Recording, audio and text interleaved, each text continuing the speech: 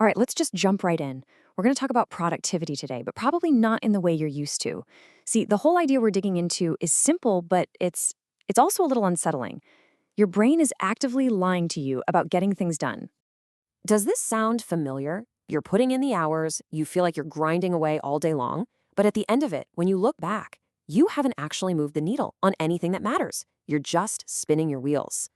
And if you think the answer is just, more discipline or more motivation, I've got some bad news. You're not just wrong, you're being played. You are being actively manipulated by the very thing you're using to listen to me right now. So let's be really clear about this. You know those people who seem to work half as much but get twice as much done?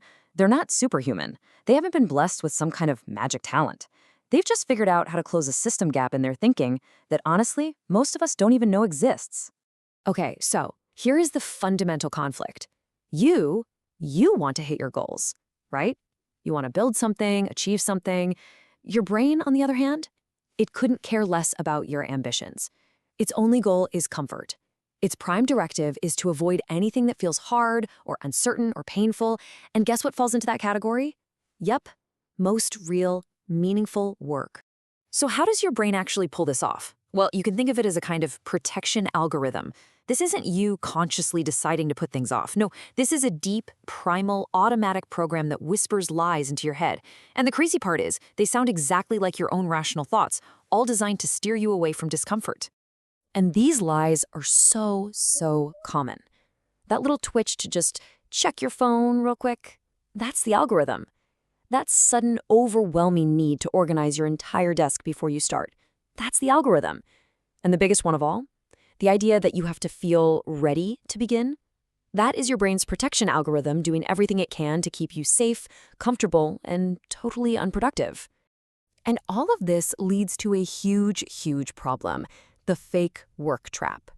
This is the brilliant and kind of sinister way your brain gives you that nice feeling of accomplishment without you having to do anything that actually produces a result.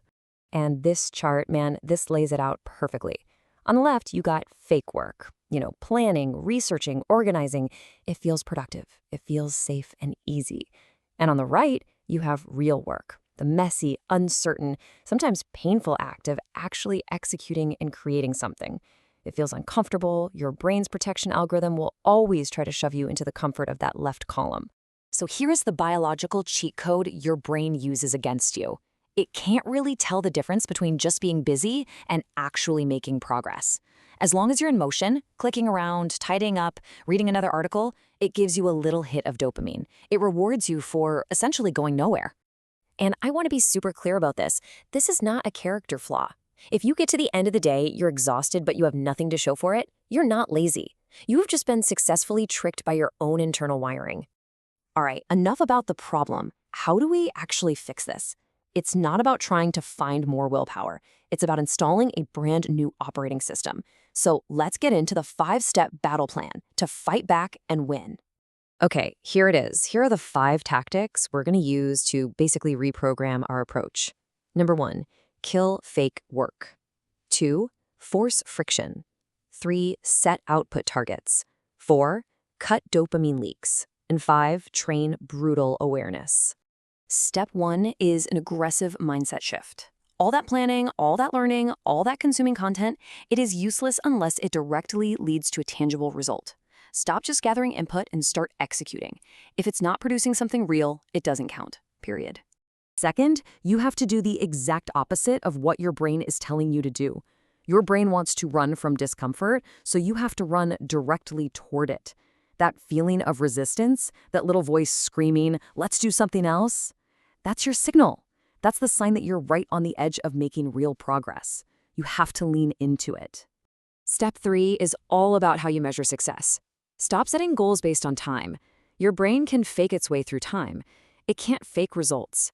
Don't say, "I'll study for 2 hours." Say, "I will finish 20 practice problems."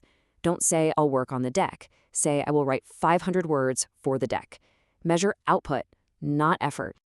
Oh man, this one is absolutely huge. Your focus isn't being broken by the hard work. It's being shattered by the constant, tiny, easy distractions. Every single time you glance at a notification, you hit the reset button on your focus, you kill your momentum, and you make the real work feel 10 times harder. You have to cut them out completely. And finally, step 5, brutal awareness. This is all about catching those lies in real time. So when that little voice pops into your head and says, I'll do it later, You have to recognize it instantly for what it is. And you just say to yourself, that's a lie. It's not a rational thought. It's just the algorithm running its program. Or what about this classic? When you hear that little excuse start to form. I'll start, when I feel inspired. Or when I feel ready. That's a lie. You don't argue with it. You don't rationalize. You just identify the lie and you execute anyway. This is not a negotiation. It's a command. So let's just boil this whole thing down. The problem is simple. Your brain is wired to avoid pain, so it pushes you toward easy, fake work. But fake work produces nothing, so you get nowhere. The fix is just as simple, in theory. Do the hard things anyway and only measure your actual output. That's it. Now here's the catch. Once you get good at this, once you start doing real work consistently, you're going to smash right into a brand new wall. You've beaten procrastination, which is amazing, but that's only half the battle. Because it turns out, starting a task is a completely different skill than finishing it. And that leaves us with one final, pretty crucial question to think about. If you become a master at starting things, but you never actually see them through to completion, have you really accomplished anything at all? We'll leave it there.